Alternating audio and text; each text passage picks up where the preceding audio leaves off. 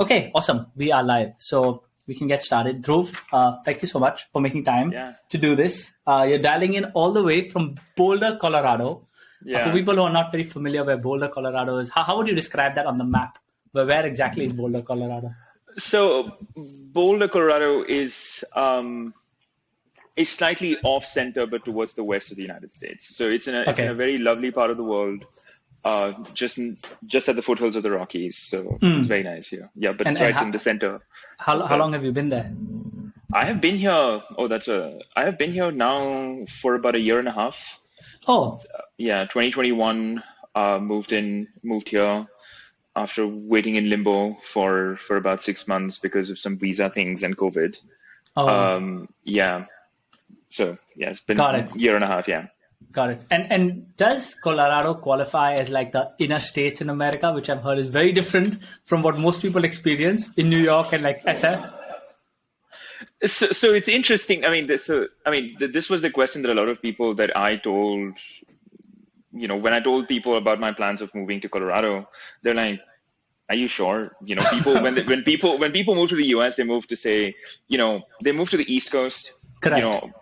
They move to New York, or they go to New England, basically to Boston, or somewhere in Connecticut or something like that, or they go to the West Coast, right? They go to Seattle, or they go to California, and the sort of middle of the country place that they really go to is Chicago, perhaps because of the historical importance of it. So Colorado is something that not a lot of people actually think about. But I think I wanted really like a change. I had been living in Paris for by that time around 7 to 8 years.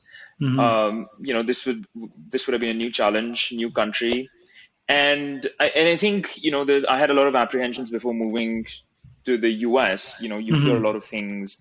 I lived for 7 years in Europe, and that adds another level of just sort of paranoia almost. Yeah. But Boulder is perfect in that sense. It has that middle ground of big Americana, but in sort of like this kind of toned down version of big Americana, if you want. So Colorado is sort of rightly nice, like a little nice balance. But yeah, it is very different from New York and California. So, but it's a it's a new thing. Yeah. So why not? So you said 7 years in Paris, yeah? Yeah. Wow. Well, what's been the most, the biggest, I won't say culture shock, maybe culture shock, yeah. But biggest thing to adjust to after living in Paris to now living in Boulder?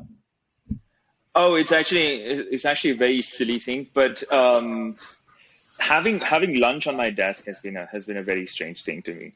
So is it strange now, or do you? It's strange. It's very strange now. It's very strange now, and my colleagues and I, generally. I made fun of them initially, but then they sort of, transformed me as a person. Now I have my lunch on my desk because, in Paris and in, just generally in French culture, you sort of, take your time, you break for lunch and, it's not just like a fuel thing. Food is not really like a fuel thing. Food is like an experience that you actually have, even if it's lunch, even if it's something that you got from home, just take your time. Spend that 30 minutes or 45 minutes and then go back to your job and do it. That has been, very strange. But they've converted me, so I have my lunch on the desk now. But yeah, I think it's also the work culture. I think is also very different. I think just in terms of just people are just, 10 times more driven. And I think it's interesting to contrast it with. I almost get the feeling of when I'm working here with people in America in general, not just Colorado, right? It's like that energy that you get from India as well, right? When I'm sure you know it. We all know it. We're from the same sort of age group as well. There is that inherent drive that we have. Yeah. Right. And that giving that extra 10% or extra 20%. I'm not saying France doesn't have that, but here it's just always there. Everybody you talk to, sort of they have this ambition, they have this drive, and so that has been. I wouldn't say it's been a shock, but it's been refreshing, right? To see that, to just have that extra sort of dose of pace in just the work. And also, I work in a startup, so that also sort of adds that layer of rapidity and just sort of chaos a bit, but you always get that feeling that you're moving fast. So that's pretty good. Yeah. Got it. So eating lunch at your table and moving faster than usual. Yes. Yeah. I mean, so you eat lunch. So you eat lunch fast as well. Right? You eat lunch fast. So you eat really fast, and then you have to go and work really fast as well. Yeah. Okay. Got it. Cool. So I think before we get in, maybe for people who have not, been curious about what Dhruv has been up to over the last 10 years. So Dhruv and I, we met when we were at Stephens back in 2010. Which again is a friendly reminder. I'm going to mention this in all my podcasts, that this is technically the 10th year anniversary since we graduated. Yes. So people should organize something. Yeah, I know. There's nothing. There's been nothing on the calendar. There's nothing. George, if you're listening, this is your time to shine. So in 2010, 2013, you studied physics when you were in college. Yeah. And graduated in 2013, moved to Paris to École Polytechnique, where you spent a couple of years. We talk a little bit about that, about how your entire curriculum and course was in French, and how that was. We talk a little bit about how you became a pyrotechnician. Yes. Am I saying that correct? Pyrotechnician? Yeah. And for people who don't know what a pyrotechnician is, basically the guy who manages the fireworks and sort of orchestrates the whole thing. So we talk a little bit about that. You then went on to go get a master's in theoretical physics. And then get a PhD in complexity science. Again, if those are terms which you do not understand, I will ask Dhruv to explain that to a 5-year-old through this conversation. And then most recently, you moved to Boulder, Colorado to work at the startup called Fabric. And you're working on, I don't know how to elegantly put this, but basically managing risk and helping sort of large investment organizations manage risk and model that out. It was interesting wherein there was actually a press release I found when Dhruv joined this new company saying that, and I think the CEO or somebody at Fabric was saying that this is going to be a game changer, where this PhD, like this physics PhD is coming to work in a risk firm. So we'll see if it's actually been a game changer or not. But I'll let him answer that. I won't answer that. We won't answer that one. Yeah. Well, Dhruv is still around, so I think it's so far so good. So yeah, we will talk all about that through this episode. So maybe we can go back all to the start, to 2010. I usually sometimes ask my guests this first question on what's your fondest memory from your time at Stephens?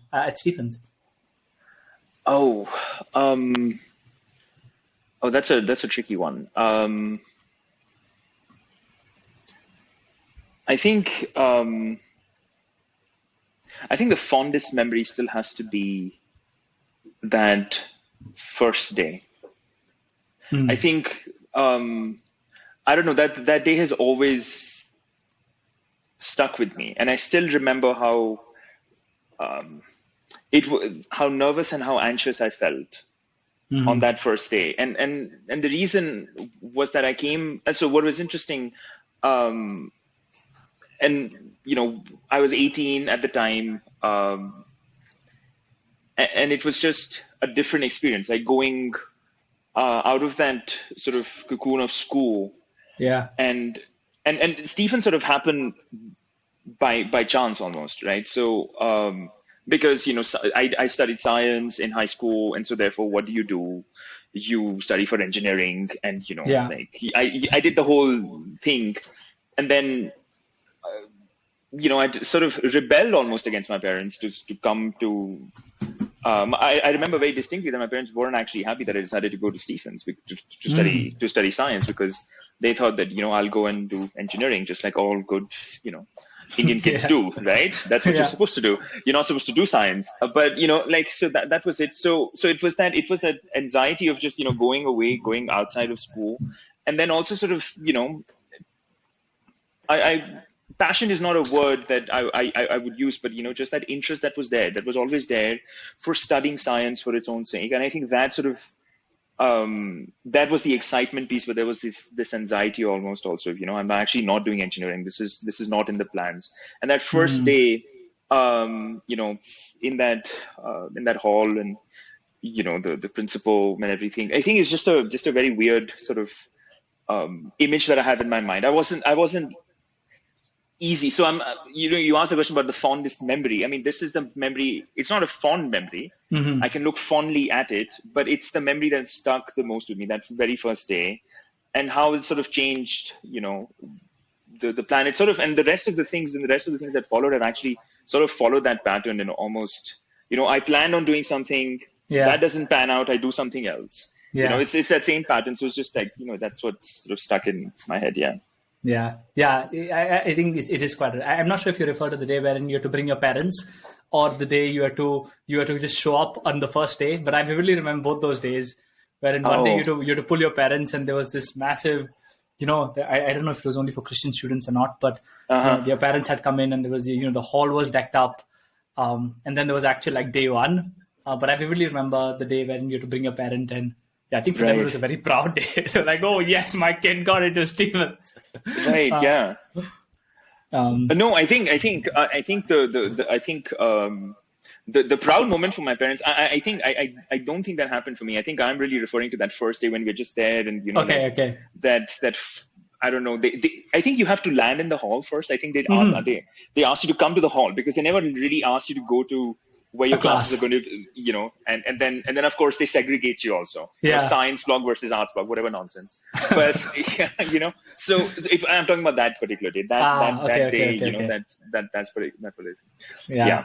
It's interesting also you say that how things never turn out. Well, I won't say never, but they usually, or more often than not, don't turn out as planned. That's like a theme I've seen through this podcast across the board, wherein, where most people are where they are today is not what they had planned. But quite paradoxically, they're like, hey, it's quite good, right? I think in Bahuli's episode, they were like, this is probably closest to the best version of myself I've ever felt. So that is quite fascinating. And I think what's interesting is knowing this piece of information, how are we planning the future? Because now it's like, there's no point planning it, right? But at the same time, you're like, at least for me, sometimes I'm like, oh, if there's no point planning it, like there's no point of the plan, because this was never part of the plan. But I'm still quite, good. But then there is no point of planning. Then what the hell do I do, right? So I had that mental shift in 2020. I think that mental. So you have some semblance of a plan. Yeah. Right. You sort of know. I'm not saying that you have it written down from A to Z, but you sort of have an idea of, I'm going to do this, and then if it turns out I'm going to do this, and so on and so forth. You have some vague idea. I think 2020, for obvious reasons, just sort of there's a switch that went off in my head. I said, okay, screw this. There's literally no point of, even sort of thinking about 6 months, because, March happened and then we went back into lockdown. I defended my PhD under lockdown. So, even 6 months out, it was very difficult to see. I think so. I think I'm just slowly coming back to that idea of, okay, I can actually take some time, and okay, I can plan out 6 months, right? I don't have to plan out 5 years, but I can plan out six months, right? So it's a weird sort of place to be. Yeah. I think COVID's been a very weird time, and we'll come back to it towards the later of the conversation. Sure. Okay, so you studied physics. When you were graduating, did you always know that you were going to continue studying physics after undergrad, or was that like, I'm not sure, let's just go to Paris? So it wasn't sure. In fact, I tried everything. I tried. Okay. I tried. Yeah, we were talking about all the interviews. Yeah, so I sat for interviews where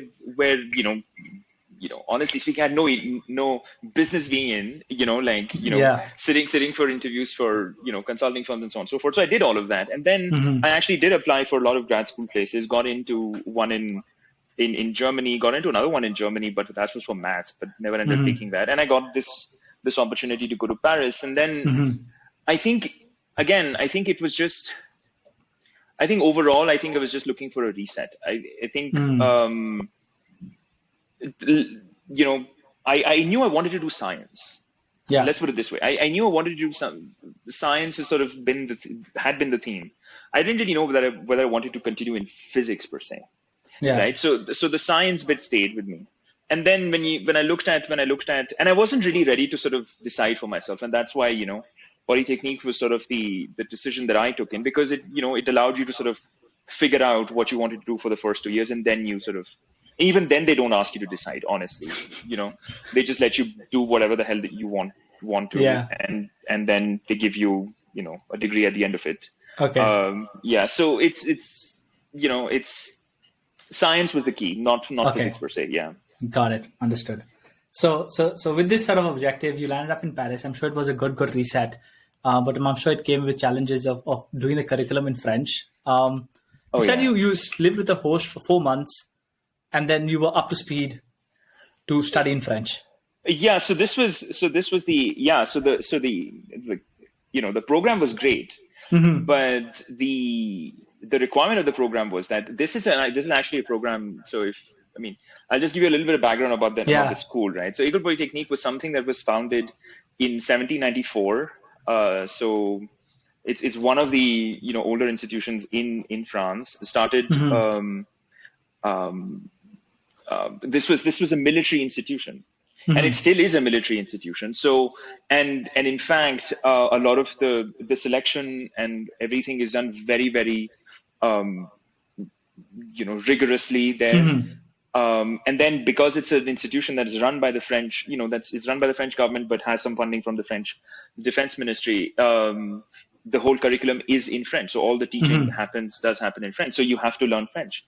So when I landed, so I knew all of this. So let's be clear. It wasn't as if they told us that, you're going to land there. If I had to pause you, why did you even decide to do this? Like, let's go to this new country and learn physics or learn science in this language. And French is not a very simple language, right? Like, what was going through your mind to be like, let's go? I know a lot of people in Stevens used to end up at like École Polytechnique. I know a lot of our seniors went there. Yeah. But we're like, they figured, so I'll figure it out. I think it was a little bit more conscious. I think this was the. I think it was. Now it was also like the foolishness of a 21-year-old, if that makes sense. Okay. Like to say that I can go to this new country and sort of do it. So here's the interesting thing, right? I think apart from the whole curriculum being in a different language, if you think about it, moving to a different country, even if it's an Anglophone country, comes with its own challenges, right? So I think it's still a new culture. There's a different way of working. There's a different academic, structure and so on and so forth. So you always have to do that adjustment. So to my mind, it was like, okay, if I had to go to Germany, the program was in English, of course, but to be able to live there, I would have had to learn German anyway. So to my mind, this was actually I was going to get to learn French for free rather than, spending time in classes in Germany, learning, the science, and then over the weekend or, over the evenings, actually learning German. So this was actually an easy option in a lot of ways because they told us, we're going to teach you French. Don't worry about it, which they did. So I ended up spending 4 months in the southwest of France, in a lovely part of the world. Spent 4 months with the French host family, and from 9 o'clock in the morning, 8 o'clock in the morning, till 5:30 in the evening. For 4 months, we learned just French, no science. It was a complete reset. So for 4 months, it was day after day, just learning French. And this is what I tell people, I think, and I tell people all the time, it doesn't matter what language you take. If you do what I did, you will end up being very, very comfortable or up to speed with that language, whatever language it is. You really need to be immersed in, because, it's very different. I think if you were in Paris and, it's a cosmopolitan city, and then you always had the option of switching to English if it didn't come. Yeah. This was like a village, and I'm not kidding. The population was 25,000 people. And so nobody speaks English there. And when I say nobody, I literally mean nobody speaks English there. And I remember they had to help us make our bank accounts, all of that admin stuff needs to be done. Wow. And it had to be done in French. And then, so you have no option. So you're so constrained that you have to sort of, it's like throwing you into the deep end of the pool. You sink or swim, and people generally end up swimming. With some help. If they're sinking, somebody helps them. But 4 to 6 months, I think is a pretty reasonable time scale to learn the language. Yeah, definitely. Yeah, if you told me that you learn language in 4 months, I would say it's impossible. During those 4 months, did you remember a time wherein you were like, "Fuck it, I just give up. I'm going back"? Did you ever experience that? No, actually, no. I think it was. I think part of it has got to do with just the teaching, because I think it wasn't. and I think this is the other thing. I think when people think about language learning, I think they think about language learning in the same way that we learn, say, economics, like there's a structure. But what I realized, and this is something that I try to tell people who were of the scientific bent of mind, just like me, like, guys, don't try to force that kind of, ask that question, okay, why are we doing it this way, right? There is that general tendency of, over analyzing things, but language, if you think about it, language is just it's a means of communication, but it just evolves and it has its own idiosyncrasies that often enough, you actually don't have an answer to, okay, why the hell am I doing this, right? Why does this word come after this word? I'm sure linguists know the answer, but, from a language learning perspective, you don't actually have that, right? So I think that was an interesting experience. And the way they taught it was also was not scholastic in that way. It was always like, I remember this, my teacher, and I will always remember her. She used to throw in, she used to just go off on a tangent. I think I remember, we were talking about like verbs or something, and then she would just go off on a tangent and just explain, these puns in French or something like that. And then just to sort of make you not just understand, but also, share the love of the language, just the love of, love of any language. In fact, she loved French, but, you could love English or Hindi or whatever. It's that language. It's that love that she shared. And I think that sort of helped, at least for me. I mean, I can't speak for others, but it just helped me to, to ease that process. And I just really enjoyed it. I really genuinely enjoyed that whole experience. And I would do it again if I could. Wow. Yeah. Are you still in touch with your host family? I mean, on and off. I regret not being in constant touch, but yeah. Okay. Interesting. Wow, that's fascinating. So here's maybe not a harder question, but one which I'm very curious about. So my sister also studied in Paris for a while, and now she sort of speaks fluently in Paris. Question: did you find yourself thinking in French, or do you still default to thinking in English? Oh, so I do end up actually thinking in French. And I think one of the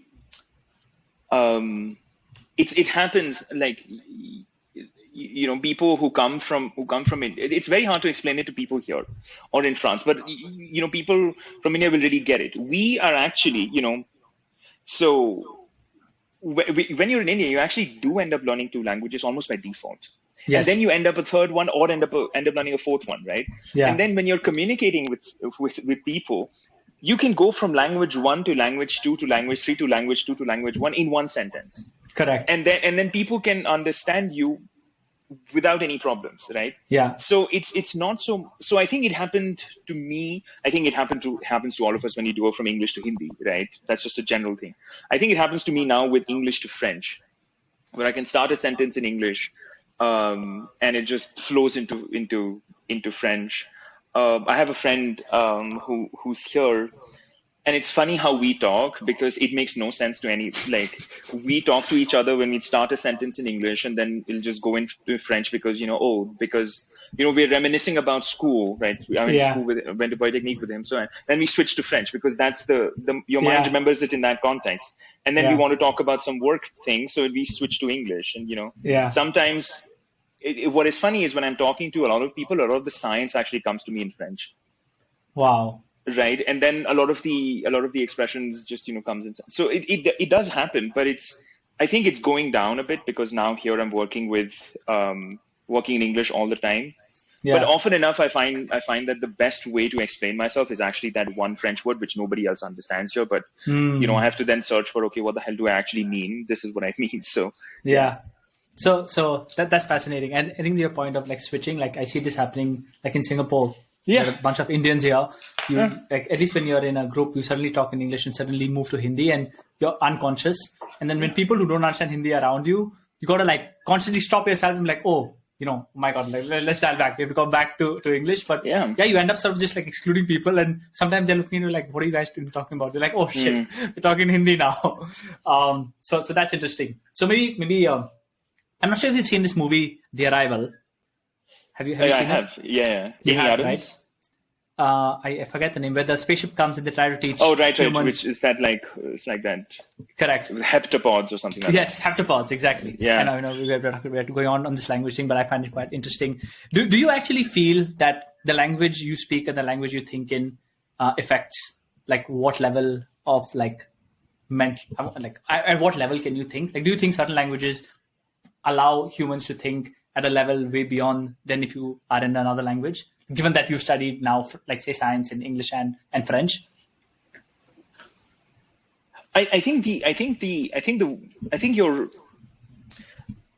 vocabulary expands, of course, but I think but it's not just the word vocabulary, but your conceptual vocabulary expands. There are certain concepts that are somehow more concisely expressed in certain languages than say English. Let's just keep English as an example, as the base language, right? I think that is quite an interesting idea. I won't say that it gives you like a deeper sort of, or I don't think one language provides you with some distinct advantages with respect to the other, but I think learning two or more, I ended up learning a little bit of Italian as well. It just opens up different ways of just expressing yourself, right? And ultimately, even if you're expressing something to yourself, right, it helps, because sometimes you don't actually know the right way of expressing yourself in English, but you might say, oh, right, this French word actually really just explains what I'm really feeling right now. Or, this French idea is actually more precise about the scientific concept than the English one. And, and that back and forth is always there, I think. Yeah. Yeah. Interesting. I have this term where I've been meaning to write like a longer piece on it, but it's like just a phrase which stuck in my head, which basically goes as language is an abstraction, and some languages are better abstractions than the other. In the API world, everybody talks. So at work, our main product we sell are APIs, and sometimes you want to abstract a lot of APIs to reduce complexity. And there are good ways of abstracting, or like there are more superior ways of abstracting. But as you said, I think there are underlying things which language helps express, and I feel some languages are better abstraction than the others. Yeah, so I think it depends on what you want to abstract as well, right? Like so a lot of times, French and English is a very interesting example, because you would think that French is very good at just by, I think this is cultural. I don't see any reason why it will be more abstract, but people think of French as being somehow more abstract, more suited to abstraction. I think there is some merit to it, but I think it's a little overblown. I think what is interesting, this is, a lot of languages, a lot of language families. If you look at how, talking about abstractions, if you look at how people all over the world express quantity, for instance, right? We have in the Indo-European sort of language system, or even the Semitic language system, you have 1, 2, 3, 4, etc., etc. We do have words for, say, many, a few, and something, so on and so forth. Yeah. But you want to talk about abstraction, there are people in the world who actually don't know, who don't count beyond 10. Anything beyond 10 is actually a lot, right? So can we, the question is, to my mind, they're actually abstracting away. They are saying, right, because of their environment, if anything more than 10 is a lot, well, they've just completely abstracted away the rest of the number line, right? So correct. It's just depends on, again, the kinds of concepts that you want to express as well, right? Some concepts are better suited to abstraction, some concepts are not. Yeah. Wait till they figure out what infinity is. How you it's just a lot to them. It's just a lot. Okay, anyway, enough French and language. Let's talk about something about more fun. How did you decide to become a pyrotechnician? Like, were you like, let's blow off some fireworks? Oh yeah, so this was something that was, I think it just came out of just interest. Saying, looking at, it just seemed cool at the time. and that really is it. And then I realized, and then I had a friend of mine who was living on the same floor as me, and then we just sort of, when we were talking, and it's like, oh, I'm going to this thing. And I was like, wait, what? You're going for this, this fireworks thing? I was like, he's like, yeah. So I was like, okay, can I tag along? I said, yeah, sure. And so I just tagged along. It seemed fun, and it seemed it seemed fun, but it seemed technical at the time, right? You need to have a certification. You need to, you have these rules. I mean, you have to write an exam. I mean, in France, you always have to write an exam for anything you want to do. So you have to write an exam, and in the exam, they ask you like these questions about, oh, you need to put, if you want to have this color in your firework, what element do you want to put in your, put in your firework, right? So and then they tell you about, and then there's a creative aspect of it. The colors that are going to be there. The different ways in which you can actually set them up. That's where the creative part really lies, right? How would you meld, how would you create a display like in the sky, which lasts for like a short time. But that was the other interesting thing. The longest fireworks display that I organized, and it took a bloody long time to do it, was 10 minutes. So the whole thing, you bust your ass for like about the whole afternoon really, and it's done in 10 minutes. And but in those 10 minutes, you still have to be able to sort of, express, you have to be able to express your own creativity, but also generate that awesomeness moment in the people that are going to be seeing who are not seeing, again, who just abstracted away from all the work that you did. You're just seeing that display in the sky. And so it was just that. And then I ended up getting the certification, ended up doing quite a few, organizing quite a few fireworks displays. And then, I think I haven't been able to just go back to it. I actually rewrote the exam in 2020, in February 2020. But to be able to get your certification back, you have to do a certain number of fireworks displays, which, 2020 didn't allow. In 2021, I was here. So, I might have to try again. You have to sort of try again and write that exam again. And, but yeah. Okay. Wow. So what do they teach you? Like, what is the scope of a pyrotechnician? Do you just like go to the shop, buy some fireworks, and just sort of make sure they all fire the right time? Or do you sort of make the firework also? So the certification allows you to sort of understand what these fireworks actually are. And then based on what you want to do, you can decide and then buy those fireworks, of course. Now, there is very little of the fabrication of the fireworks itself, because that is dealing with gunpowder. Gunpowder, honestly. Yeah, it's dealing with gunpowder. And you can't do that. And for good reason, there are very specific norms of how you actually want to handle. And so there are professionals who do that. But even for them, this is an important thing. Like they need to... But they do tell us, this is how much gunpowder there is in this particular firework. Be careful. This is the distance that you have to be at. This is how much up in the sky it's going to go to. And then I think it's all that technical piece, and also just sort of I think what I appreciated about the whole thing was that everything just happens in the sky, but then you also have to place the fireworks all across the field almost. And then based on how and the relative position of two fireworks that you've placed, it really makes a difference, based on the height at which it goes to, and when it fires, when it doesn't fire, and so on and so forth. So you really have to be able to sort of figure out the timing based on how much gunpowder there is actually in the thing, and so on and so forth. And then you have to sort of sequence it. One thing that I was really bad at was sequencing things with music. And so then I always, because a fireworks display is just sound then, it's just light and then sound comes in later. So you have to sort of sequence it with music as well. So I was never really good at it. The friend of mine who actually did, the time when I first ended up learning about this, he was very good at it. And I think he still does it. Yeah. Got it. So it does seem like quite a technical hobby. It's not like you just can't waltz into okay, I feel like doing it. Like, would you say it's one of the more technical things you've done?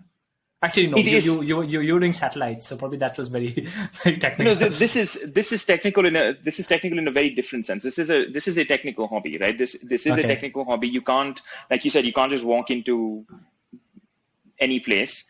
There are levels, of course. I mean, of course, kids buy fireworks, right? So that's not what we're talking about. We're talking about, pyrotechnic displays, wherein, there is a substantial amount of, there is scope for harm. Yes. I think that's where the boundary really lies, right? Correct. The moment there is scope for harm, which there is fire hazard and so on and so forth, you need to just train people a bit, and I think that's what the certification is all about. Yeah. Have you had a display which went south? No, but I've had very challenging displays. One we set up was in the rain, and we set it up in the rain. And then it poured throughout the thing, but it still went on, it still did. It wasn't as impressive because there was wind and, all sorts of other nonsense. But so that was the closest that it came to being I wouldn't say a complete failure. It was underwhelming, but the audience was pretty generous because, it was raining and everybody was just miserable. So it was nice to see some fireworks in the sky. Yeah. But that's also quite crazy, right? To think about, you spend all this time to sort of set it up, but for those 10 minutes, like everybody's attention is just on that. Like everybody's just like, look, you almost feel like a rock star, right? Like, well, you're not there, but everybody's looking at your work, looking up and like, job dropping.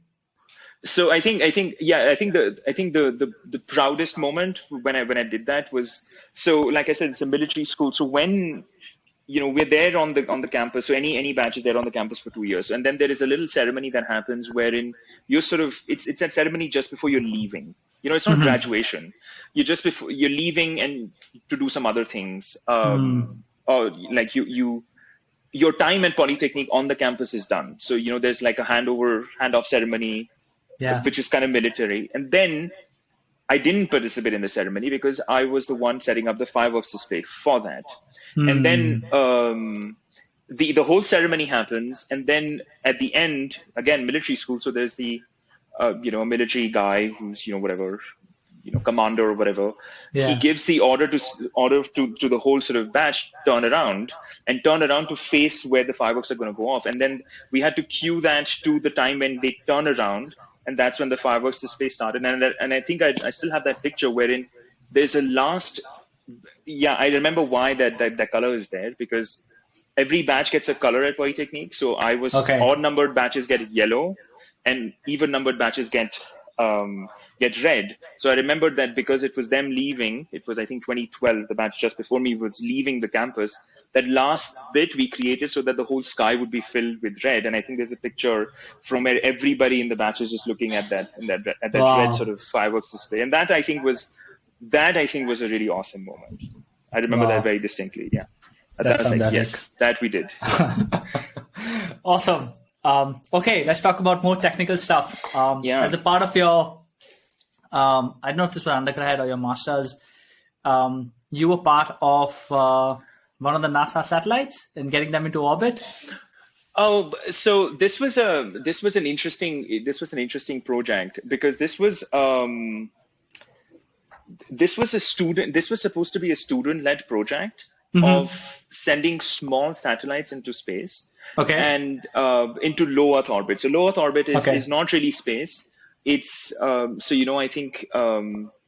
I think the altitude, I don't remember that. I think so. Don't quote me on this, and please. But I think it's somewhere higher than aeroplanes, and then lower than like getting out of the atmosphere. So let's call it's well within the atmosphere. It's in the upper atmosphere. So that's something around 400 kilometers or something from the surface of the Earth, right? And the idea of this nano satellite is that because it's cheap to build, you can actually and it's low Earth, and it's a low, it's still within the atmosphere. You can study things in the atmosphere that you wouldn't be able to if you were to make a general, a big satellite. So that was the idea. I ended up working on the what they call the attitude determination and control system. What that really means is basically that's the part of the onboard computer that determines where you are in the sky and whether it matches where you're supposed to be, and if you're not, then you sort of course correct. Got it. And then the satellite just continues going, right? Just orbiting. And then the way it was launched was we were actually supposed to be launched. We got delayed by a year for some reason, and then we were launched from the ISS. So we were launched from the ISS. There was this very cool robotic arm. So the astronauts were there. They're trained. The astronauts are trained to sort of load this thing into that robotic arm.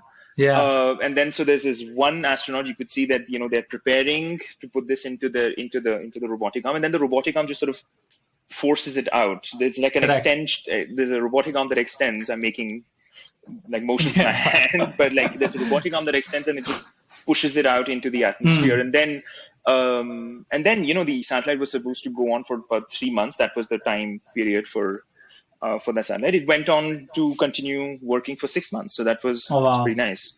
Yeah, but it wasn't just me, right? It was like of course. I worked on just the attitude determination, just where then there's the onboard computer, then there's also the thermals and everything. So it's like a huge project, but at the end, we were shocked, honestly. Or maybe you can cut that out, but we were shocked that that it actually did fly. It was sending us messages. Hell, it even sent us data on the level of oxygen at that level of the atmosphere. Wow. So it did. For people who don't know what ISS is, it's the International Space Station. Oh, yes, indeed. Yeah.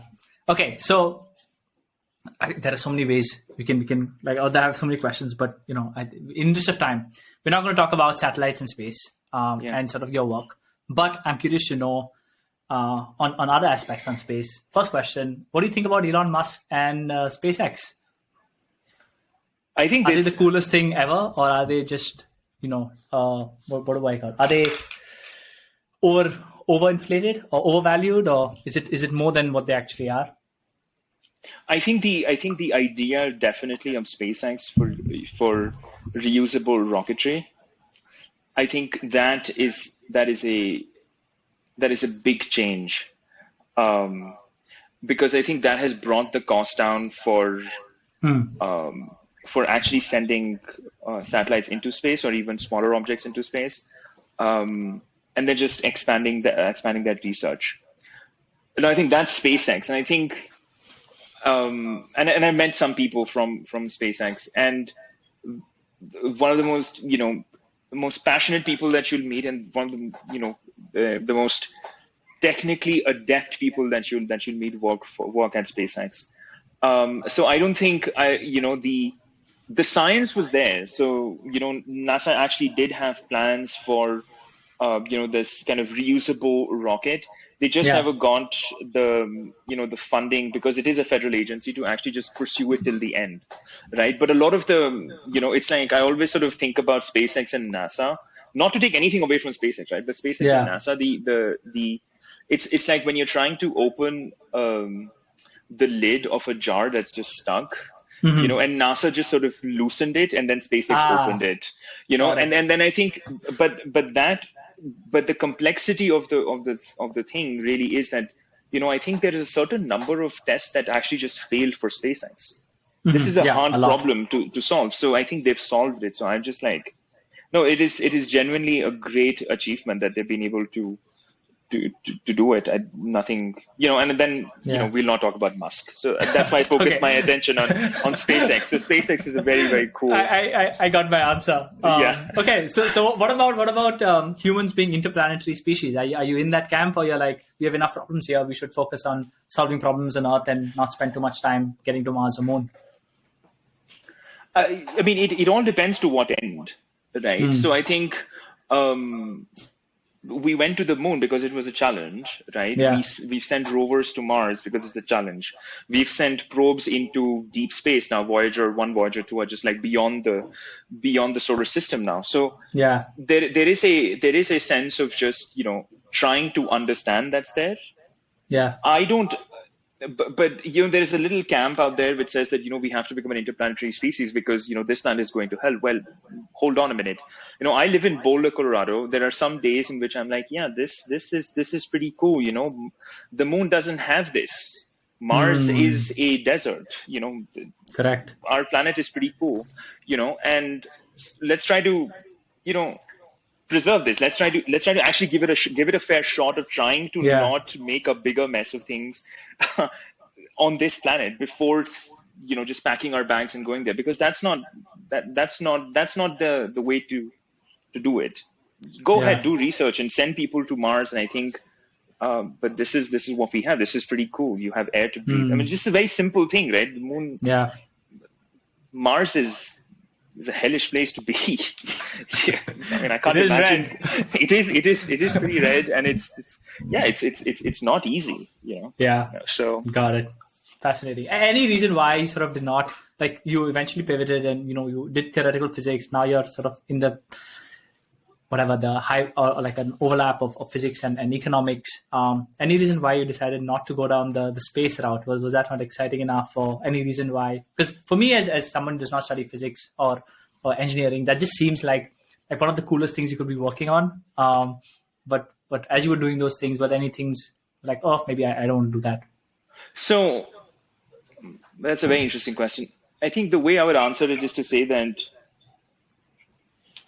there's not a lot of unanswered questions there.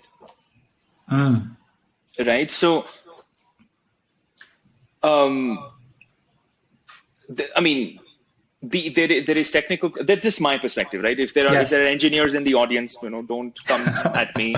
But I'm just saying that I think for me there weren't any.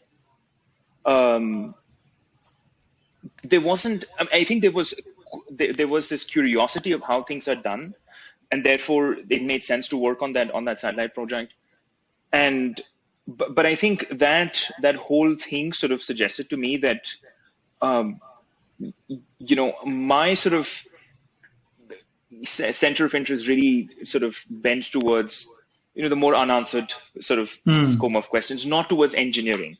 Now I could have easily done, say, something like astrophysics, right? But then again, then I'm doing science, right? So that's what I'm saying. So I think engineering and science, they have that little separation, and so I just realized that I'm actually not cut out for engineering. And interesting.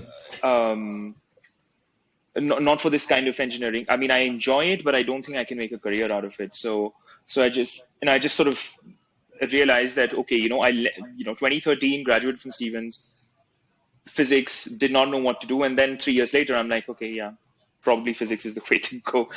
So that's what this was. That's an interesting distinction, because you're right. I think from a physics point of view, over the last maybe like 3-4 years, I might have taken a bit of more interest. You already have, like, I won't say you have answers, but you have pretty credible explanation of what happens inside a black hole. But like, I don't know, but at least that's what I like read. But yeah, I think engineering is a different beast in itself. But theoretically, this is possible, but actually seeing it and making it possible is a different ballgame altogether. Definitely. I mean, I think engineering, you have to give credit to, I think there's an engineering frame of mind. I don't want to put people into boxes, but I do think that it requires this kind of vision of just looking at things that I just don't have, right? There is, and sometimes you look at people and who are actual engineers, like mechanical engineers, or like the people who really blow my mind are the aerodynamicists, like the people who do aerospace engineering or aerodynamic engineering. Those people are just out of this world, because they're able to sort of, with mechanical engineering, at least you're able to sort of have a feel for objects. They have to, they can conceptualize. I met a person once, they can conceptualize the flow of air, which they can't see, through this kind of object that they're making. I'm like, okay, I could never do that. That's just, so that's the kind of thing that you need, that vision that that I don't have. I have things. I have my own sort of thinking about things, right? Like, correct, abstract things, high dimensional things is fine for me. I can't imagine airflow around an airfoil or something like that. Wow. I think that's something which I always think, if it's I think for me, I dropped out of physics and science maybe in class 10, and maybe sometimes when I look back, at least now, sort of in my, I would say, renewed interest towards it, or maybe just at a high level of what problems it tries to solve, or what answers or what questions it tries to answer. I'm like, it's a fascinating theme. But maybe it's not too late to get an undergrad again. Oh yeah, I mean, the thought has actually crossed my mind multiple times of actually doing a second PhD. Oh really? Yes, it has, and I've always talked myself out of it. And I think it's a good idea that I talk myself out of it. I think it's just too much. I think, and it's just, I think I'm sharing, I think it's the same thing that you just said. I think it's just that, it's like a grass is green on the other side kind of thing. Like, I did that. I did study all of that theoretical physics stuff, all of that, large scale structure, all of those kinds of things, the broader questions, whatever they might be. And so I think it's just a level of like feeling of, oh, I could have done that too. But, so it's more out of a place of longing than a place of genuine interest, right? So, and I'm taking the extreme step of doing a PhD again, because, if I had to do an undergrad, I think I would probably redo an undergrad or maybe a postgrad, maybe not an undergrad. I'll be too old. Would be, in something like economics or like political theory or something like that. That I would definitely Got it. Yeah. Got it. Interesting. Okay, so let's talk about your PhD. We touched a little bit about it. We won't go into the details. I think this pod so far, if you've been enjoying it, you're still with us. If you're not, then I'm sorry for you. But what is complexity science, and how would you explain that to a 5-year-old?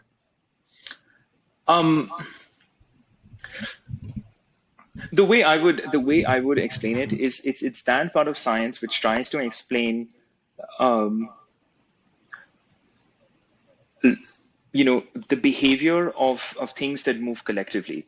So for instance, if you want to understand how you would try to if you want to understand how like herds of sheep move together, and if you want to understand that at a conceptual level, or be able to sort of get some idea of how how sheep move and why do they move in this particular way, then that's sort of those are the sorts of questions that complexity science, this is one example. There are others that tries to understand. Another interesting example that is very relevant to our times is just to social media and interactions between people, and how those interactions are mediated by social media, but then that same mediation also leads to this kind of polarization that's actually evidence now. I'm not talking about political polarization, but it's just polarization in just terms of the networks and the kinds of people that people end up talking to on social media. Those are the kinds of things. So it's that whole toolkit of trying to understand these questions, right? And then I always try to, I think the canonical example of trying to sort of see this is like when you see this large collection of fish, like a shoal of fish just moving together, and then they sort of make like a huge mass so that a predator can't actually attack them. And what is fascinating about that is that, how quickly they turn, how quickly the whole mass of fish turns. If you think about it, if that mass were an actual fish, it would be very hard for an actual fish or an actual animal of that size to turn or move and react as quickly as possible. But because they're so small and they're able to transmit that information that, you need to move, they're able to be very agile. So it's like a paradoxical thing there as well, right? So it's those kinds of questions that complexity science is sort of there to answer. Yeah. Got it. And explain to me how you were doing a master's in theoretical physics. And then through your PhD and sort of the work you've been doing, you've been trying to answer questions like, hey, what's going to be the predicted outcome of the economy post-COVID, right? And there's been this, overlap between economics and I'm thinking what you said, statistical physics. Yeah. How does that transition look like? Like, how do you go from studying theoretical physics to getting to a point wherein you're using sort of elements, like what parts of theoretical physics are you using to answer these kind of questions, which are very I would say economic, what you would do a PhD in economics to try and answer, right? And then so I think that's again an interesting question. I think the way to answer that is that theoretical physics sort of gives you the broad toolkit. Like they teach you everything essentially. They tell you all sorts of mathematical techniques that you can use. They just equip you, and I think the word training is very well chosen for this. They just train you in almost all the possible techniques that are of analyzing all kinds of different things in the world. And they could be something as fundamental as the movement and behavior of atoms, or they can talk about, the predicting the temperature at which water will boil, for instance, or, large scale structure of the universe. So it's that whole scope that you can cover. And then what you have to do in statistical physics is really that subset of theoretical physics, wherein you're really looking at aggregate phenomena, right? And the simple way to understand the theoretical physics and the statistical physics sort of paradigm is very simple. The way I think about it is, if you think about water, the image that comes to water is, is of water in this glass, which is in liquid form. But of course, and then when I ask you what is the formula for water, you'll say H2O. But H2O is a molecule. You don't think of H2O as being liquid. H2O itself is not liquid, right? But you put enough H2O together that you start to see it, the collective, collective behavior sort of leads you to, there's a new thing that emerges, which is there's a quality of water that is not a quality of the molecule itself. Yeah, and that transition from one to we talk about infinite, but there's like a large number of molecules of water makes it liquid. So that's the piece that statistical physics helps you to do. So that's the theoretical physics, statistical physics sort of move. Got it. And what you're trying to do is, by understanding that one molecule, you try and extrapolate and try to understand how the group would behave and operate. Yeah, and that's exactly right. Like, and so just to go back to that sheep example or that fish example, that's exactly what you're trying to do. The sheep. I mean, here's the interesting thing, right? You, if you were to ask the fish, if you could, if you were to ask the fish, why did you do that? It was just instinct, right? But every small movement of every little fish in that shoal led to a collective outcome, which was larger than the little movement that the fish did. Correct. Right. And that's where, earlier statistical physicists would look at, transitions, like why does water go from liquid to gas or something like that. Now we start to look at things like, collection of fish or collection of sheep or the economy. Yeah, that makes a lot of sense. So now sort of applying that, now I can see why, wherein, me as random Ruben, if I spend $5 more, what does that aggregate to when, I don't know, 5 billion people are doing that, and what does that lead to? Yeah, and so this is the way I say it is very similar to the way I explain that the water molecule and water as a liquid thing, right? Yeah. Because the economy of France or the United States or India is greater than just a flat, just a sum of all the individual elements or actors within that system. It is something that's more than that. And I think it's really that desire of trying to understand that, that economic transition, right? Where you go from the micro to the macro. Well, that's where the statistical physics connection really comes in, right? You can study economics at the micro level, where you're looking at, how people exchange things, or, how people set up markets and so on and so forth. Then you can look at macroeconomic aggregates, but how does that micro level go to the macro level? That's the crucial piece that I worked on during my PhD. Yeah. Got it. I'm curious to know, you had this toolkit which you learned with theoretical physics. Why did you decide to apply to economics? I'm sure you could apply it to any field in life. Why did you decide to choose economics? I think it was also just out of a sense of genuine curiosity almost. That the sequence of steps was really the following. So I knew that I did not want a career in academia. Okay. So career in academia, becoming a professor, so on and so forth, that was not for me. So I realized that, pretty early enough that was not for me. But I still wanted to have that luxury of, and PhD really was a luxury, the luxury of just exploring a new subject, right? Yeah. The book has not been written on that subject, and you get to decide what to work on and, sort of write the book on it. Which is your manuscript, right? So it's and then I was like, okay, if I have to do something like that, then why not do it in something that is genuinely fascinating and interesting, which is this, and the project, and then the project itself was very interesting. It was the model was a very simple model, and yet we found a lot of interesting phenomena that just came out of it, that it was like, I think this really could make sense. And then eventually we ended up writing an article on, like this simple model ended up creating this debt cycle thing, which was quite cool, right? Like from first principles, you can create a macroeconomic debt cycle. That's nice. So yeah. Got it. Interesting. So we won't go into the details of the PhD. Dhruv has a very well populated website, which I'll probably link in the show notes, and you can go and check out all his work and his talks. But I think one thing which was quite interesting was they did this work wherein they sort of try to predict what the economy's recovery would look like post-COVID. And I think what Dhruv was sharing was it was quite close to what eventually panned out. So this is, I think this was, this might be more, close to the ground, so to speak. Which is, so, in 2020 happened, if you were in the scientific community, everybody was writing a paper on the evolution of the number of COVID deaths that are gonna happen. Yes. A very grim sort of situation. And you had about 10 papers every day on that topic. And then I think I was working with my PhD advisors, and they suggested, let's not work on that. Let's look at what's gonna happen after we come out of the lockdown.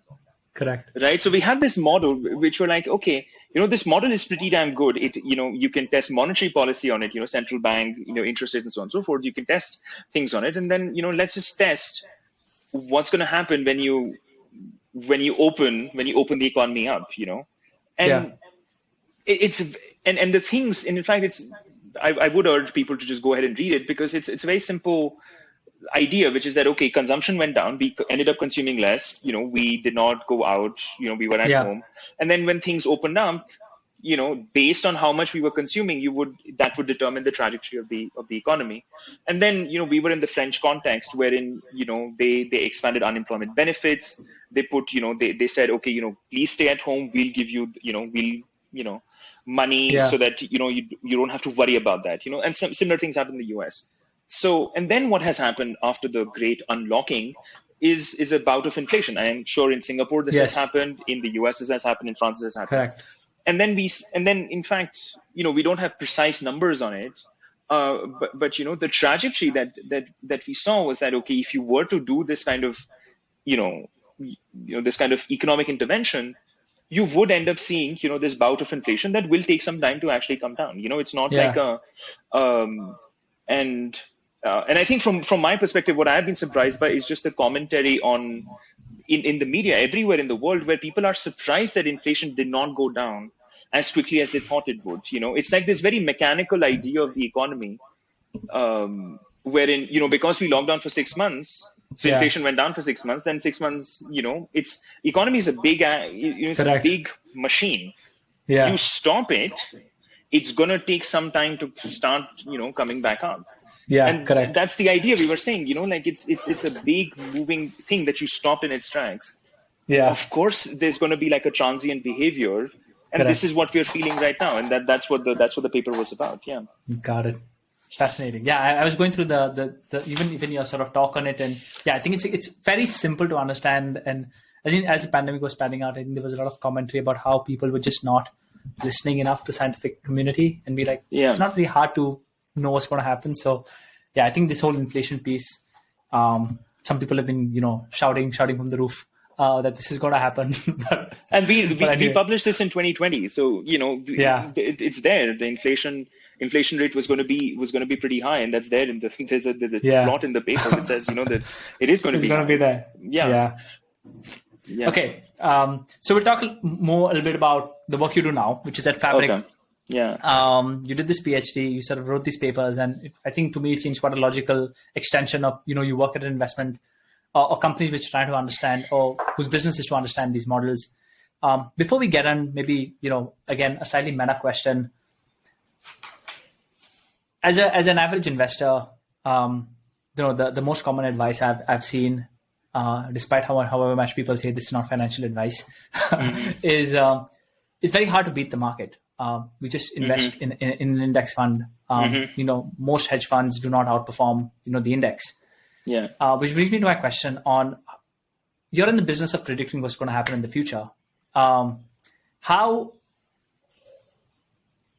do you really think that we can predict the future, or or, what is there worth putting in that much effort to try and figure out what's going to happen in the future if, the historic or the data says that, very few people actually end up outbeating it? Or is the aim to actually be one of those few people who outbeat it? So I wouldn't say I'm in the business of predicting markets. Okay. So there's a reason I say that, because I think it's a genuinely hard problem to solve. Yeah. But your question has a lot of layers, right? That we can unpack at multiple levels. Yeah. So the first question is, yes. I mean, if you were to look at my portfolio, and I study this stuff and I'm analyze this stuff day in, day out. Yeah. All of my investments are in index funds, and there's a very simple reason for this. And again, caveat: this is not Fabric's position. This is not financial advice. This is just my opinion. This is just people might say differently. Unless it is your job to look at the internal workings of the market, or you're trading daily or doing something, or if that is the sole focus of your life, then there might actually be a chance that you could beat the market. Mm-hmm. But for a person, so think about a dentist in the US, or say like a surgeon or a doctor, or any kind of executive who's running a company who has some kind of wealth. They want to run that company. They want to build their practice. Yeah. But focusing on the day-to-day workings of the market is not within the scope of what they want to do. Correct. So for them, it actually makes sense to just invest in index funds, which leads to the second question. It wouldn't be completely true to say that you cannot beat the market. It depends on what time scale you're actually looking at. So there is a very interesting bet that happened between Warren Buffett and a hedge fund manager. I don't remember his name. Which said that, okay, Warren Buffett said, I'm going to choose an index fund, and then you can choose, the top 20 performing hedge funds. And then we'll compare notes at the end of, and at the end of 10 years.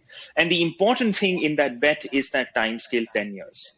At that time scale, it is genuinely very hard to beat the market. Not to say that it's not possible to do it, because there are exceptions. Warren Buffett himself is an example. There's Jim Simons, who's in the US, who's an example of, and there are other people in the world who can do it.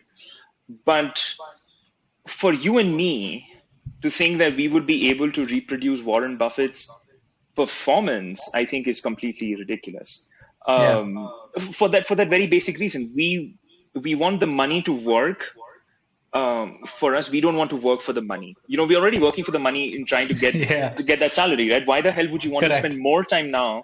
If it just and then secondly, you're not large enough, right? When Warren Buffett speaks, that matters. And if he speaks, then things move in the market. You and I speak, nobody's going to listen to us anyway, right? So hopefully 100 other people are listening to this.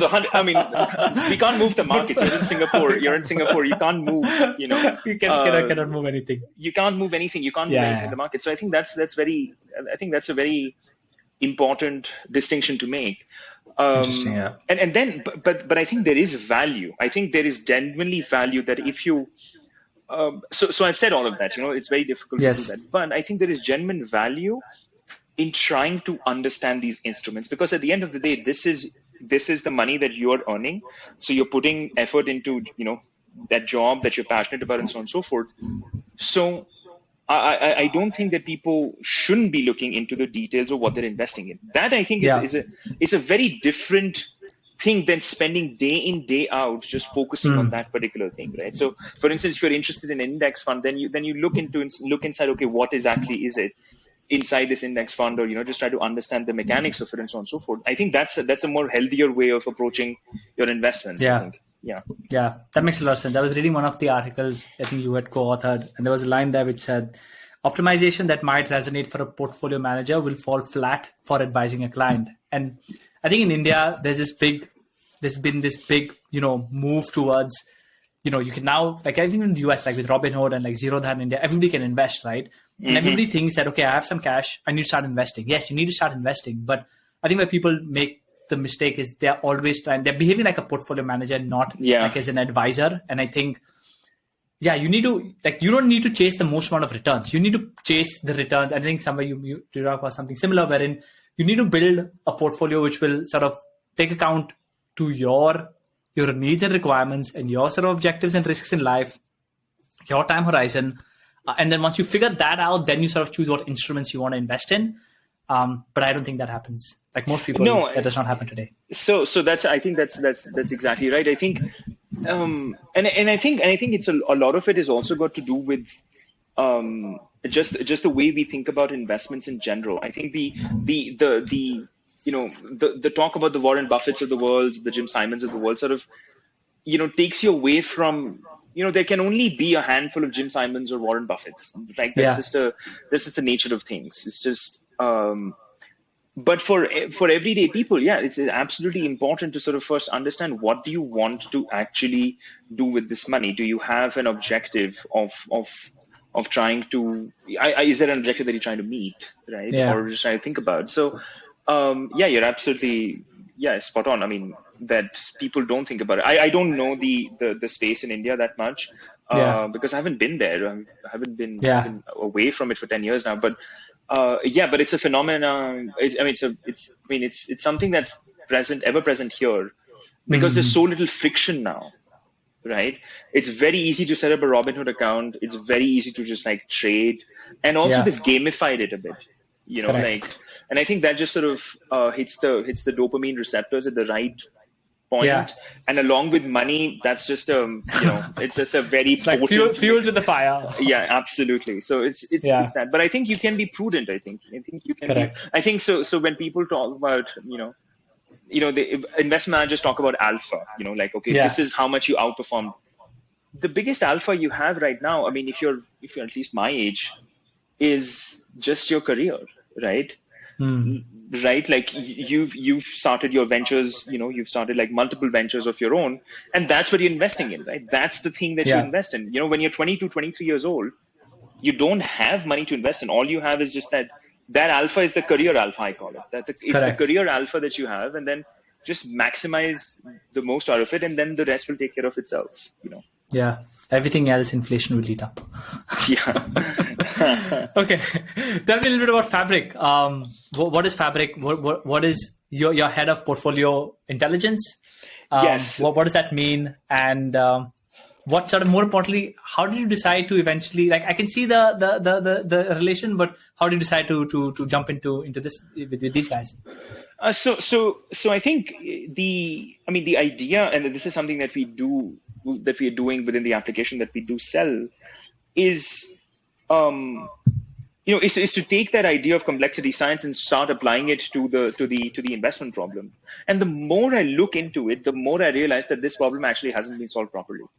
And it's a very simple, and the problem is the following, right? You're Ruben, you're my age, so 30, 31 years old, and then you have some goals in life, right? By 35 you want to have, say, an apartment, and by 40 you want to be able to live comfortably at this much money per year. Correct. Whatever. I want to make sure that inflation does not eat into my purchasing power post 60. Right. So I was giving, so here's the interesting thing, right? I was just giving an example, but you actually have a concrete concern. You are actually thinking about your goals, right? So, and then those goals will change, right? You and I, before the call, we, decided to jump. We've been moving around the world, right? You've been going from Indonesia to Singapore, and so you have this plan, but then 2 years down the line, things could change. So you need to adapt that plan. So that whole idea of planning for a financial future, forget about the movement of the market for a second. Given the volatility of your own life, correct, that problem hasn't been solved. Absolutely. Right. So, and I've looked at the literature. This is something that we discuss all the time at Fabric as well, that, we want to solve that problem. If we want to solve that market problem, so I think we have done a fairly decent job of doing that market problem with the market dynamics are present. We're now working on the planning problem. So the way my work sort of connects with what I'm doing at Fabric is really, taking those ideas, complexity science, trying to understand, markets are really like the most complex beast there, along with societal movements and economics. and let's try to take those ideas and just apply it, and see whether we can do a better job of helping people plan their lives. And then to come back to the initial thing, I'm not in the business of predicting markets, I'm not, but I would say that given the market conditions as they are today, I think we do have a fairly good sense of how the markets will evolve over the next 6 months to a year. I'm in the business of generating probability distributions, is what I would say. So I don't know the future, but I can tell you the space of possibilities. So that's where I sort of fit in, within Fabric. Yeah. Got it. That's fascinating. And I think the inability for people to, like, because this is a big question, and I would sort of maybe say that for myself, I think in general, people do not will try to behave less volatile, aka will take less risks in life because they have all of these other questions. I think if you could solve this problem, that, hey, Ruben, you be volatile in your life, but somehow these guys are going to make sure that as you are volatile and as the world is volatile, we will figure out how to balance it out. I would be more excited, or I would lean in to be more volatile as an individual. And by volatile, I don't mean I go crazy, but okay, maybe I quit my job, right? Maybe if all of this pans out, I'll leave my job today. Or maybe, I don't know, right? You just do this. Right now, I think all of us are making these decisions on Google Sheets and Excel. And I can tell you, at least the people I know, most of them don't even have Google Sheets and Excel. Right. So I do think that people somewhere I read about 70% of employees, the biggest stress at work is financial stress. They're worried about money. And I think in the US, there's this big movement where just like you have therapy and health benefits, the companies are hey, here's a financial advisor. Don't worry about money that much. You'll probably do better at work, right? Because that stress of, do I have enough money? And especially over the last 5-6 years where, layoffs have become common, pandemics have just been a thing. People are just on the back foot. And I think that the more people are on the back foot, the more miserable people are. No, I think I'm going to steal that line about, if these guys have actually solved this problem, you can actually take more risks in life. I think it's exactly what insurance does, right? The fact that I have health insurance, I don't have to keep $100,000 in my bank account. I'm I have insurance, right? I pay for it, and I don't have to hoard up this big corpus. You talk to a generation above, and I'm hey, why are you saving so much money? They're in case something happens. Don't you have insurance? No, we don't. No wonder you're hoarding up so much. Right. So in countries which have public health and good, at least in India where maybe that's not the case, you understand that. But people don't save that much money when there is good public health or free education. So I think there's an interesting angle for that. Yeah, there's definitely, and I think a lot of it's really about. There's a different side to that question as well, right? I think it's. You said, I want to leave my job, or I want to move to somewhere else and work remotely, whatever the case may be. Yeah. There's another part of the tool that we do want to build, that at least what I'm focused on is it at least testing the scenario. Okay, yes. If I were to make this decision, what are the possible states of the future, right? So Correct. There is if there's financial stress testing. Yes. That's there. People stress test. They say, if the interest rate goes up by this or inflation goes up by X. But why isn't there a stress testing or a scenario generator for the decisions that I want to take? Is it a good time to buy a house in Singapore? Is it a good time to invest in a car here in Boulder? Give all Correct. of those questions are such so basic questions, and you go out and then I have those questions, and I work in the field, and I'm like, what the hell have you been doing for 50 years? You can't. Yeah, absolutely. It's a simple question. Hey, would life really end if I try something for 6 months, right? The obvious answer is no. Life is not going to end. Everything will hardly move, right? The needle will not move that much. But yet everybody's so this is such a big stress that hey, you will just not do it. Oh, I don't know. I can't be unemployed for 6 months. If you look at the numbers, it doesn't move the needle. But even taking a year off, right? I tell a lot of people, take a year off, in your late 20s, just for a reset, right? Mm-hmm. Oh, no, career, this, that. But I think if you actually put down the numbers, I don't know. I think there's a way to solve that. Yeah, there's a time scale thing, right? It really is. I think we get into that portfolio manager thing. I think I think that the thrust of that piece really was that, the portfolio manager is really optimizing for the short term. Correct. And if you look at your career and if you look at your life, in trying to optimize every decision, overall it's going to be suboptimal, because by optimizing to a particular thing, you are consciously leaving out a lot of possibilities. So, plan. I'm not saying don't plan, but plan with that time horizon in mind. If they're, the total, expected future earnings, summed over the course of your lifetime is, that's what you're saying, is not going to change if you were to take 1 year off. In fact, it'll probably increase. Correct. Right. Fascinating. Yeah. Okay, I know we're already an hour and a half in, and we need to wrap up. Oh yeah, no problem. No problem. Okay, good. I have few more themes to talk about.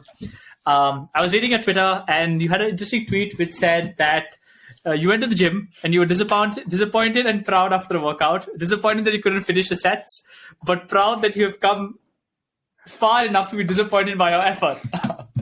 Health has been an interesting theme for many people on this podcast. I'm curious to know if this is a recent phenomena, or has it always been? By your tweet, it sounds like something new, or like a new focus on health. If it is, I'm curious to know what changed. I think so. I mean, going back to Polytechnic, right? So there, actually, you're divided. So just a little bit of background. You're divided into, just like the batch is divided into, in Stephens, it's the program that you choose. In fact, in Polytechnic, you don't choose the program. Everybody's in the same bloody program. You choose courses that you have, but what you do choose is the sport that you want to practice. And that's the level, that's your community there, right there. And so I ended up taking fencing, and I think that relationship of just, and it was such a fascinating thing. And I don't know whether this happened to you, but it definitely sort of struck me, was how much we don't pay attention to the physical aspect when I was growing up. 100%. Right? I think I would have been a much better student. I would have focused much better, and so on and so forth. I would have had definitely much less stress if I just had that opportunity. So I think it really started there. I think it really just clicked then, and then it just sort of continued on. Of course, in 2020, everything just got stopped. And when I came here, so what is interesting is that a lot of the people, just the city itself, the city of Boulder itself, is just so. It's a very active city. Like, there are trekking trails, just a few minutes a walk from where I am right now. We had an office, and then it was actually just a 2-minute walk to actually start the trail. Like, literally you walk from the office, and then 2 minutes there, you can start the trekking trail. And this is just a beautiful part of the world anyway. And then just people are just active all the time. So it was just I think it was just a restart after COVID. I think and I realized that just the stress, I think the stress, personal stress, there's so much collective stress that we have had as a society that ends up feeding back on the stress that you have. But when I came here, it sort of, just calmed down a bit. And then I just restarted that. Of course, fencing has been a little tricky to do here, but, just going and just doing things regularly. And then I think that just that feeling of achievement, I think, is also there, right? Like you did something a week ago, and then you did something now. It's quite interesting. And now I've joined a CrossFit gym, so those guys are just a different level. So I think it's also like a challenge. Yeah. I think there have been like academic, intellectual challenges. I think right now, every day is that physical challenge of just like trying to keep in touch with these folks, and that's where the so that tweet came about.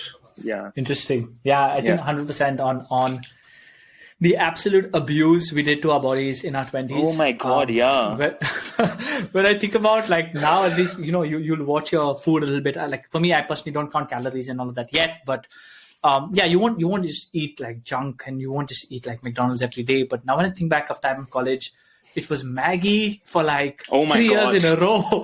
Oh my God. I think Maggie. I think the first 2 years at Polytechnic, when I was fencing, I think I was just losing Maggie weight. I think that had accumulated in Stephens. I think, and it was just such a, And everybody was doing that. What's so fascinating is that everybody was doing that. It's not just a me thing or like a you thing. It's just so. And for a consistent 3 years. For 3 years, I can tell you, after I went to Bain and we worked there, like Bain was like, you had some money, company was paying. You could open the fridge, take as many Cokes as you want. Yeah.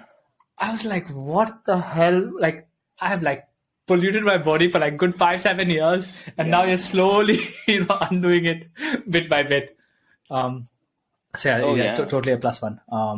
Okay, awesome. Okay, so as we come to the tail end, over these last sort of 10-15 years, I'm curious to know if you've had any big shifts in belief.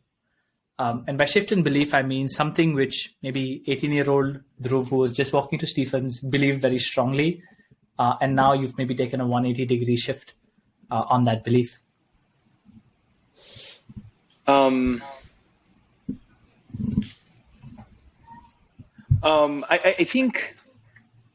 think the 18-year-old me was definitely had a very wrong conception of what competition is supposed to be about.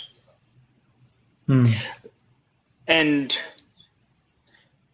I think my conception of what competition is all about and just has changed. And what I mean by that, it's not just a dichotomy between unhealthy or healthy competition.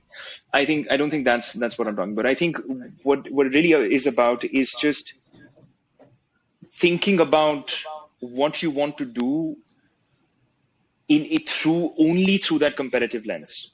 And I think and I know that it's because of the society that we live in, and I think there are merits to that. I think if I did not have that that competitive lens, chances are that I wouldn't have ended up at Stephens, right? And I think that's something, that's a sentiment that I think a lot of people at Stephens would actually share.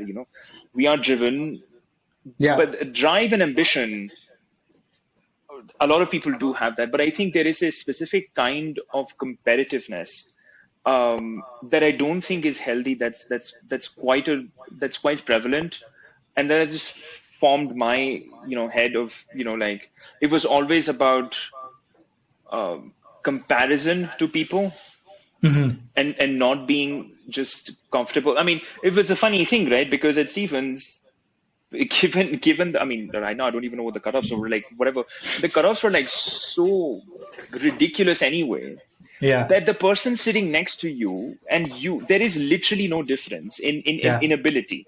There's zero difference in ability. So just be comfortable. I think just being comfortable with that notion that I don't have to compete with this person anymore, or maybe there is competition, of course. There's that healthy, there's like, oh, I want to do better, but I don't try to do better because you want to beat that other person. I think that's that other thing. It's that I want to beat the other person. I think that has completely changed. I think now I'm more towards I actually don't really care so much about competing in that sense of my peers. Like, I'm not going to base my decisions on, I have to earn X amount of money because Y person is earning Z amount of money, right? That's just gone now. It's just that, am I having fun with this? If I'm having fun with this, great. If I'm not having fun with this, then that's the problem that needs to be solved. But then those other people aren't. So it's that thing that's really just changed from, say, 2010 when I first entered Stephens, and then now. But it's still fair to say that you are competitive, but in a different sort of format.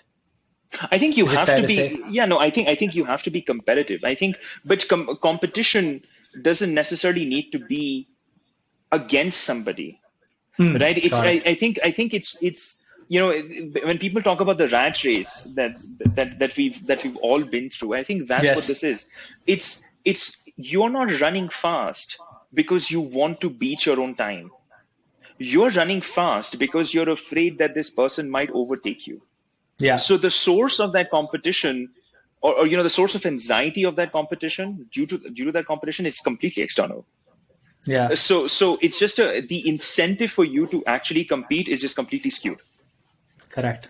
And I think that is something that I just I still sort of do that because it's just human to sort of start comparing people, yourself with others. But of course. just change that shit. I just have that change in mindset. I think is super important, and I think that's where the biggest change has been. Yeah, interesting. Yeah, and in the first kind of competition, the only way you can win, quote unquote, win is by going faster. But in the other format of competition, just make everybody else go slower, and you could still win without going faster. And I guess that's the issue with the second one, or like I wouldn't say like make everybody go slow, but I get what you're saying. You're comparing, you're always relative to somebody else versus, I don't know, relative to yourself. So I mean, I would go one step further. I think the first sort of competition is like, okay, I'm going to go as fast as possible. Yeah.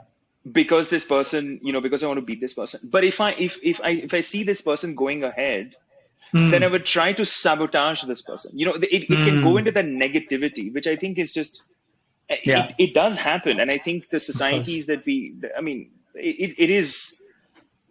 it's unconscious, I think. And I think it just sort of formatted my brain when I was 18. And I think it just took some time to sort of unformat my brain and say like, okay, I'm still running, right? So let the other person run, do whatever the hell they want to, right? Yeah.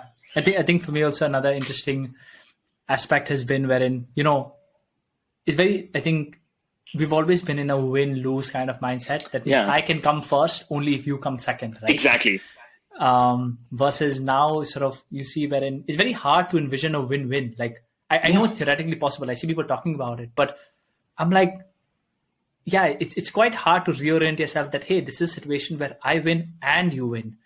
And I won't say it's the most natural thing to me right now. I'm like, I got to force myself that, hey, this can be a win-win, right? Let's look for a win-win. Easy to say, but much harder to sort of actually do.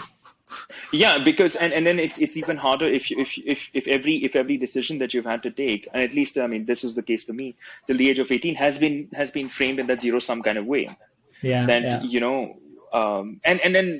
there are certain cases where I think that drives us, that I think that fear drives us. Correct. Right. And that's what this is. Yeah. Interesting. I'm sure a lot of people would relate to that. Okay, last question from me, and then you get to ask me one question. What are 2 pieces of advice you would have for your 18-year-old self? Advice? Oh, wow. I think the first piece of advice that I would give is take more chances. To your point about, just having, the volatility in life. You're 18, it's not the end of the world if you were to take a punt on something. Yeah. Right. So go ahead and do it. I think everything in society sort of tells us that you shouldn't be doing this, but you should be doing it. And, maybe that advice is not for everybody, but, my 18-year-old self that is in Stephens, I think that is the crucial thing, right? I think my advice would have been very different if my trajectory had been different. But I think, especially for people, we went to the same place. So I think it is really that. I think I could have taken more chances. I could have just taken more chances on myself in Stephens, but even after that, I think, so that would be the one piece of advice. Second piece of advice is, don't,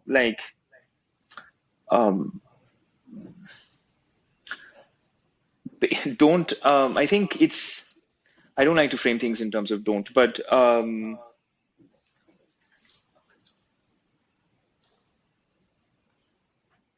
passion is overrated. Motivation is overrated. Just show up, and if you're interested in and if it's something that you're interested in, just keep going at it bit by bit. I think 18-year-old me was looking for like this, again, this kind of thing wherein, this idea would come to me, or, suddenly I'm just sitting here, and then suddenly, I'll be writing a book, or, this problem set that I have will just suddenly solve itself. No, that's not how things happen. my own experience has suggested that this is not how things happen. So just, if you're interested, if you're genuinely interested, if you're genuinely curious about things, just stick with it. And don't think about don't try to optimize for a particular outcome. Don't try to say, I am interested in this because implicitly this will be great for my career. My experience suggests that every time that I've actually been happy is when I have actually not asked myself that question and just worked with people who I'm genuinely interested in, because that interest is then shared by the other person. And then that genuine interaction creates a much better outcome than you would have imagined. So that would be the two pieces of advice. Got it. Nice. Before starting season 2, I done this small experiment where I was talking to 40-year-olds about what advice, similar kind of theme on what they were up to the last decade. And surprisingly, one of the most common advice they had is, I wish I was more risky at 30. So the paradox is that we would say that, yes, should have been more risky at 20. And then I think the action item for people like us is it's still not too late to take that risk, because 10 years in the future, that's the advice you will probably have for your result today. Yeah, you always, Wayne Gretzky or, Michael Scott, he says you always rue the chances always rue 100% of the chances that you didn't take. That's pretty true. And if it's a genuine opportunity, go for it. I think a lot of times we hold ourselves back. I mean, I still do it. I think a lot of people still do it. But what's the worst that could happen? You're 30 years old now. Correct. Right. I can understand why a 20-year-old would be. I have my hair is graying now. So what is the worst that could genuinely happen? Yeah. So just go for it. Not much. Not much. And fabric solves the whole volatility issue for individuals. That maybe that's the push we need. Yes, exactly. Then everybody's taking risks. Yeah. Okay. Awesome. As you wrap this up, Dhruv, you have one question for me. What do you have for me? I think what I would like to know, and this is something, I'll ask the question, then I'll give you the reason. Yeah. If you could change one thing about your experience at Stephens, what would that be?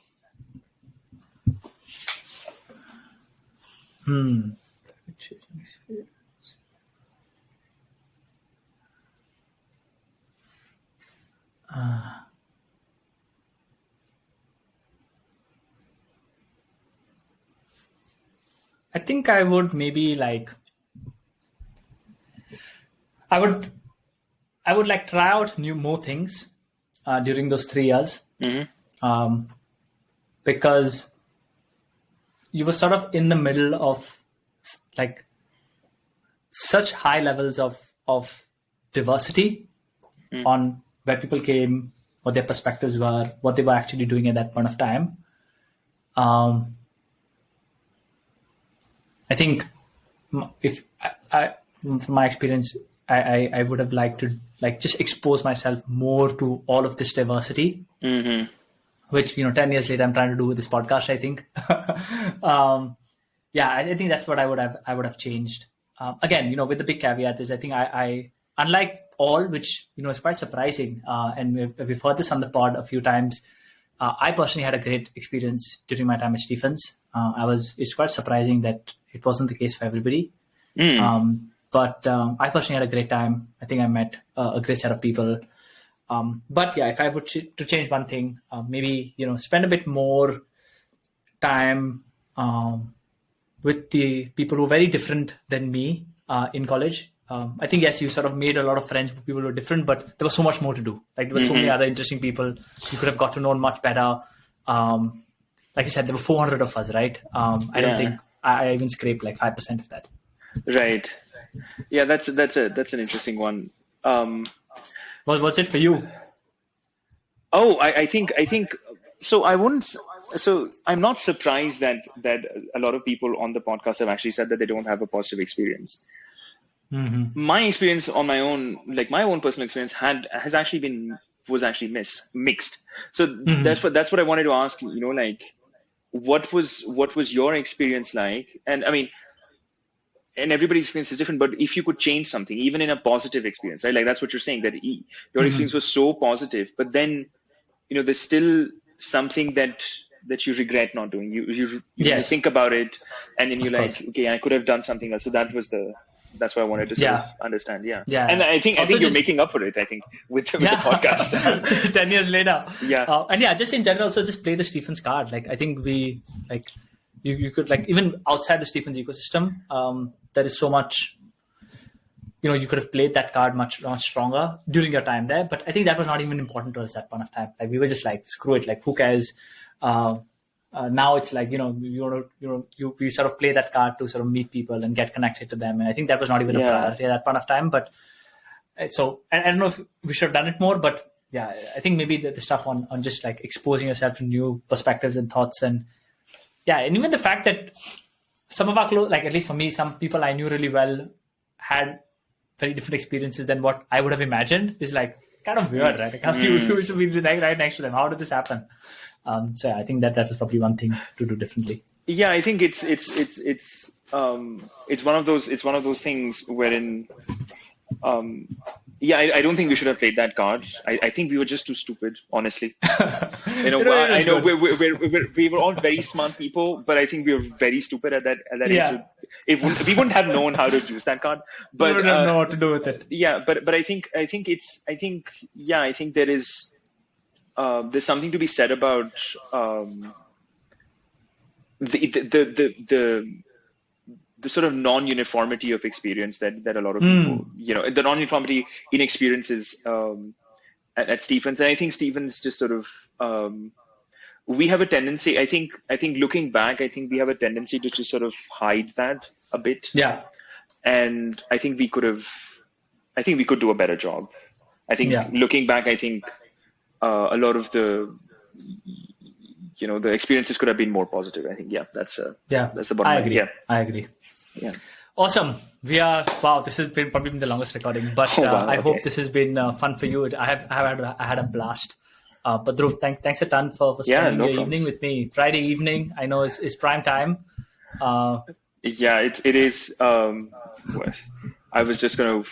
I wasn't gonna do much anyway, so it's okay. It's much better. It's much better to have had this discussion and to be able to talk to you, and then, it has been, I think we should. I mean, I don't know. Maybe we should do it in a group setting or something like that. We should because I think I would definitely. I'm turning 30, so I'm just like, okay, I don't. I want to connect with these people, and there's so many people I want to connect with.